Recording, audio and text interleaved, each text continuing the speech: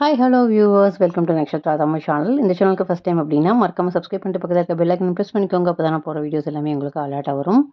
So இன்றைக்கும் ஒரு சூப்பரான vlog நம்ம பார்த்துடலாம். இப்போ நிறைய நியூ இயர், பொங்கல் இது மாதிரிலாம் ஃபங்க்ஷன்ஸ் வருது. மார்கழி மாதம் ஃபுல்லும் வந்துருச்சு. கோலம் போடுறதுக்கு ரொம்பவே நிறைய பேர் ட்ரை பண்ணுவோம். ஒரு சில பேருக்கு தெரியும், ஒரு சில பேருக்கு தெரியாது.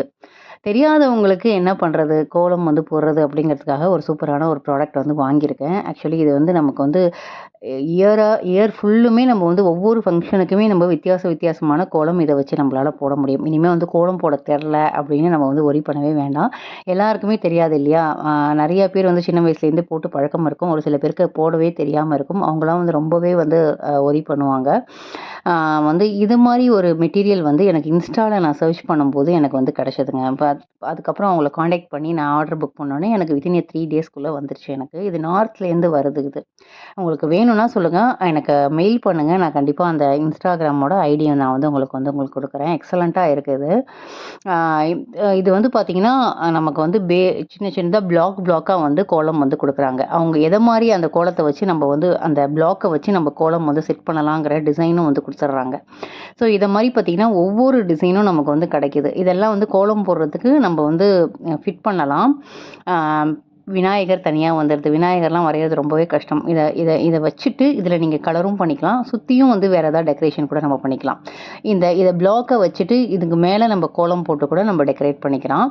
அதே மாதிரி ஒவ்வொன்றுத்துலேயும் ஒவ்வொரு பிளாக்லேயும் ஒரு 4 பிளாக் நம்ம கொடுக்குறாங்க. மாங்காஸ் பிளாக் அப்படின்னாக்கா அதில் ஒரு 4. அதுக்கப்புறம் இதை மாதிரி அந்த ஒரு மாதிரி பூ மாதிரிலாம் இருக்குல்ல, ஸ்பேடு மாதிரி டிசைன்லாம் இருக்குது. ஒவ்வொன்றுத்துலேயும் ஒரு 4, 5, 6 அது மாதிரி கூட நம்ம வாங்கிக்கலாம். நமக்கு என்னென்ன அவங்க கொடுத்துட்றாங்க. ஒவ்வொரு ஷேப்பு ஒரு பாக்ஸுன்னு எடுத்துட்டாக்க நிறைய ஷேப்ஸ் வருது. நமக்கு எத்தனை ஷேப்ஸ் உள்ள பாக்ஸ் வேணுமோ நம்ம சூஸ் பண்ணிக்கலாம். அவங்க நிறையா கேட்டாக்கா எல்லா என்கொயரியும் அவங்க கொடுக்குறாங்க. இது ரொம்பவே கம்மி தாங்க. நான் ரொம்ப நாள் ஆச்சு இது வாங்கி. ஏன்னா அந்த நியூ இயர் பொங்கல் சமயத்தில் நான் யூஸ் பண்ணுங்கிறதுக்காக வாங்கினேன் இது. ஆனால் நான் லேட்டாக தான் ஓப்பன் பண்ணேன். அதனால் உங்களுக்கு நான் இந்த வீடியோவில் உங்களுக்கு யூஸ்ஃபுல்லாக இருக்கும் அப்படிங்கிறதுக்காக நான் உங்களுக்கு போடுறேன். நீங்கள் ஆன்லைன்லேயும் கூட சர்ச் பண்ணி பாருங்கள். இது மாதிரி கிடச்சதுன்னா வாங்கிக்கோங்க. ஆனால் எனக்கு அமேசானில் தான் இருக்கிற மாதிரி தெரியலை. பட் இது இன்ஸ்டாவில் பார்க்கும்போது உங்களுக்கு கண்டிப்பாக கிடைக்கும். அப்படி இல்லைனா நீங்கள் சொல்லுங்கள், நான் உங்களுக்கு ஐடி தரேன் உங்களுக்கு. இதெல்லாம் பேஸ் பண்ணி நம்மளால் கலர் கோலம் போட்டும் ஃபில் பண்ணலாம். அப்படி இல்லைனா அதை ரங்கோலி மாதிரி வைக்கலாம். அது எப்படி வைக்கணும் அப்படிங்கிறதையும் நான் உங்களுக்கு காட்டுறேன் இந்த வீடியோவில். அந்த டிசைன்ஸ்லாம் பார்த்திங்கன்னா பேப்பர்லேயே வந்துடுது. இதை வச்சு ஒரு 15-20 டிசைன் நம்ம டெய்லியே போடலாம். குட்டியாகவும் போடலாம், பெருசாகவும் நம்ம போடலாம்.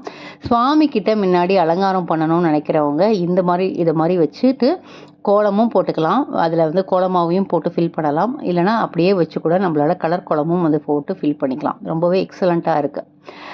நம்ம ஷேப்ஸ்லாம் போட வரல அப்படின்னு நினைக்கிறவங்களுக்கு, கோலம் கலர் மட்டும்தான் எனக்கு ஃபில் பண்ண தெரியுங்கிறவங்களுக்கு இப்போ எம்டிஎஃப்லாம் கூட ஸ்டென்சில்ஸ் வந்துருச்சு. எம்டிஎஃப்லாம் விட அது அப்படியே வைக்கிற மாதிரி தான் இருக்கும். இது நம்ம செட் பண்ணிவிட்டு கோலம் போட்டுட்டு திருப்பி அந்த ஷேப்ஸ் எல்லாம் கூட எடுக்கிறதுக்கு ரொம்பவே யூஸ்ஃபுல்லாக இருக்குது. இதோடு சேர்த்து நான் கிருஷ்ண ஜெயந்திக்கு பார்த்திங்கன்னா கிருஷ்ணரோட பாதம் வச்சுருந்தாங்க. அது ரொம்ப நாளாக நான் தேடிட்டு இருந்தேன். இதை மாதிரி ஒரு பாதம் வேணும்ன்ட்டு. ஏன்னா எப்போதுமே உங்களுக்கு கிருஷ்ண ஜெயந்திக்கு நான் நிறைய டெக்கரேட் பண்ணுவேன்னு தெரியும். இதை மாதிரி பாதம் கிடைக்குது. கிருஷ்ண ஜெயந்திக்கு நம்ம தாமரை பூ போட்டுட்டு இல்லைன்னா பூ மாதிரி டிசைன் போட்டுட்டு அதுக்கு மேலே 2 பாதத்தை வீட்டுக்குள்ளே வரா மாதிரி அழகாக வைக்கலாம். இதுலேயும் நம்ம கோலமாவை போட்டு ஃபில் பண்ணியும் கிருஷ்ணர் பாதத்தை வரையலாம்.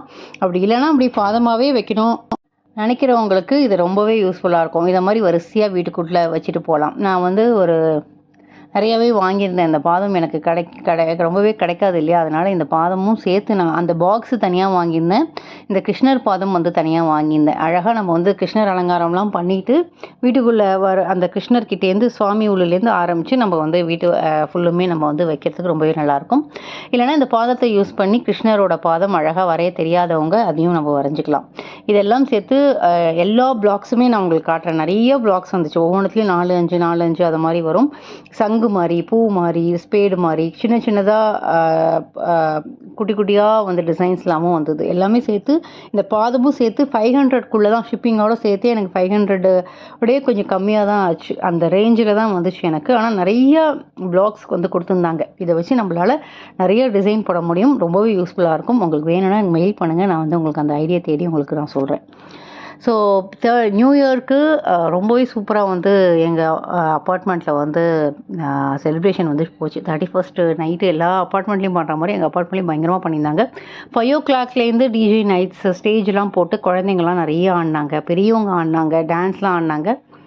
பட் எனக்கு நான் நைட்டு தான் வந்து என்னால் வந்து கலந்துக்க முடிஞ்சிச்சு. நைட்டு 10 மணிக்கு மேலே தான் வந்து போய் பார்க்க முடிஞ்சிச்சு. என்னால் ஃபுல் டே வந்து என்னால் ஸ்பெண்ட் பண்ண முடியல. அன்றைக்கி ரொம்பவே பிஸி ஆனால் ஷெடியூலாக போனதுனால என்னால் சுத்தமாக முடியல. பட் நாங்கள் வந்து சும்மா அந்த 10 o'clock மேலே போயிட்டு 12 o'clock வரைக்கும் பார்த்திங்கன்னா இது மாதிரி டிஜே வைட்ஸ் ஓப்பன் ஃபோரமில் வந்து போட்டிருப்பாங்க. நிறைய மியூசிக் போடுவாங்க, நிறைய குழந்தைங்க பெரியவங்க எல்லோரும் வந்து டான்ஸ் ஆடுவாங்க. அப்போ தான் மீட் பண்ணுறதுக்கான ஒரு சந்தர்ப்பம் கிடைக்கும் இல்லையா? எப்போதுமே எல்லாருமே ஒர்க்கிங்கிறதுனால எல்லாருமே பிஸியாக இருப்பாங்க. அந்த டைமில் தான் வந்து ஸ்பெண்ட் பண்ணி எல்லாருக்கிட்டையும் நம்மளால் பேச முடியும் இல்லையா?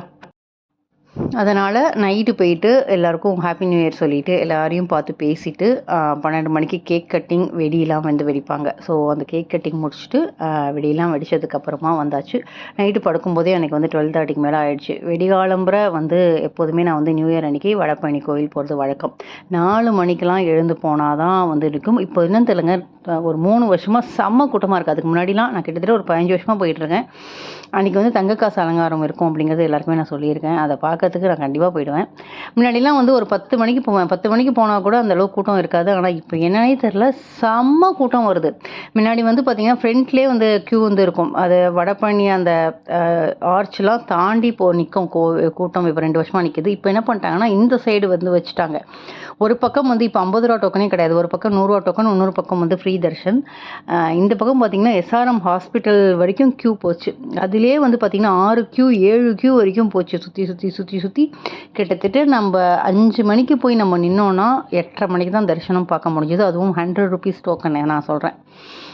ஃப்ரீ தர்ஷனும் கிட்டத்தட்ட ஒரு 1/2 hour தான் முன்ன பின்ன ஆச்சுன்னு சொன்னாங்க. நாங்கள் 8 மணிக்கு பார்த்தோன்னா அவங்க 8:30 மணிக்கெலாம் பார்த்து முடிச்சுட்டு வந்துட்டாங்க. ஆனால் 5 மணிக்கு போய் நின்னோனாக்க நான் வெளியில் வரும்போது கிட்டத்தட்ட 8:30 ஆச்சு. சுவாமி நான் இருட்டும் போதே நான் வந்து போய் நின்றுட்டேன் கூட்டத்தில். நான் வெளில வரும்போது 8:30க்கு தான் வந்து வந்தேன். ஆனால் சூப்பராக வந்து சுவாமி தரிசனம் வந்து பார்க்க முடிஞ்சுது. பார்த்துட்டு வந்தாச்சு. வந்துட்டு சமையல் வந்து பார்த்திங்கனாக்க சாதம், ஒரு பொரியல், பீன்ஸ் போட்டு அவரைக்காய் போட்டு பொரியல், அதுக்கப்புறம் கேரட் வந்து சாம்பார், தக்காளி ரசம், பாயசம், வடை பாயசத்தோடு இன்றைக்கி வந்து ஏன்னா வீட்டில் வீட்டில் இருக்கும்போது தான் கொஞ்சம் இது மாதிரிலாம் சமைக்க முடியும் இல்லையா? ஆஃபீஸ் போகிற அடிப்படையில் ரொம்ப பல நாள் வந்து பிளான் பண்ணுற மாதிரி பண்ண முடியாது. அதனால் வீட்டில் இருக்கிறப்போ பண்ணலாம் அப்படின்னு சொல்லிட்டு வடை நைட்டே ஊற வச்சுருந்தேன். வடை, அதுக்கப்புறம் பாயசத்தோடு அன்றைக்கி நியூ இயர் செலிப்ரேஷன் எங்களுக்கு வந்து போச்சு. ரொம்பவே எக்ஸலண்ட்டாக இந்த வாட்டி சுவாமி தரிசனம் நடந்தது. நாளும் கோவிலுக்கு போனேன்.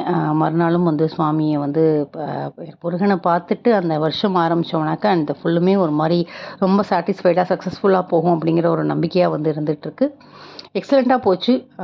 உங்களுக்கும் நல்லா போயிருக்கும்னு நம்புகிறேன்.